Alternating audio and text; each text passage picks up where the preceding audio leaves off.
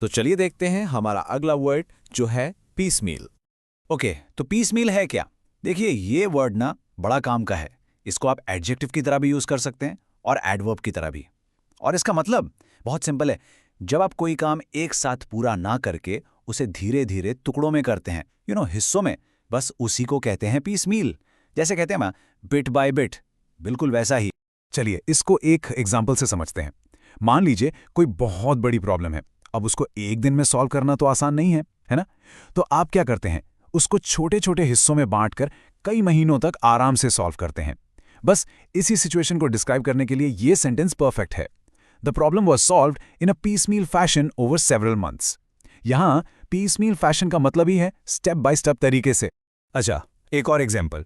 ये तो हम सबके घरों में होता है। सोचो, पूरे घर का रेनोवेशन एक साथ करवाना कितना महंगा और मुश्किल है।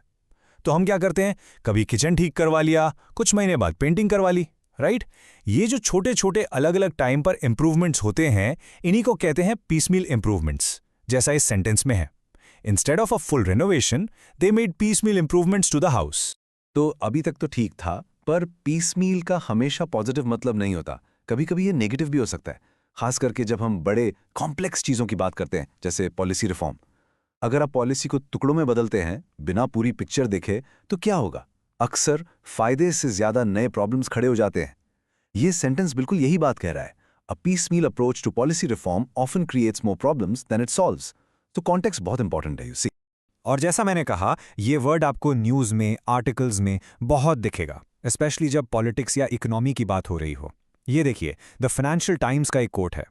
यहाँ क्रिटिक्स यानी आलोचक कह रहे हैं कि इकोनॉमिक क्राइसिस जैसी बड़ी प्रॉब्लम से निपटने के लिए गवर्नमेंट की जो पीसमील स्ट्रैटेजी है, मतलब टुकड़ों में सोची हुई स्ट्रैटेजी, वो काफ़ी नहीं होगी। चलिए कोट पढ़ते हैं। Critics argue that the government's piecemeal strategy will not be enough to tackle the economic crisis. तो इस वर्ड को अच्छे से समझने के लिए आखिरी चीज, सिनोनिम्स और एंटोनिम्स। तो पीस मील जैसे ही दूसरे वर्ड्स क्या हैं? Fragmentary, step by step, bit by bit. सबका मतलब लगभग वही है, टुकड़ों टुकड़ों में। और इसका ऑपोजिट क्या होगा? बिल्कुल सही, कॉम्प्रिहेंसिव यानी पूरा, कंप्लीट, सिस्टमैटिक और ऑल एट वंस, मतलब सब कुछ एक साथ। आई थिंक ये टेबल देखकर अब तो कोई कंफ्यूजन नहीं बचा होगा, राइट? बस आज के लिए इतना ही। मिलते हैं नेक्स्ट वीडियो में। Happy learning, bye bye.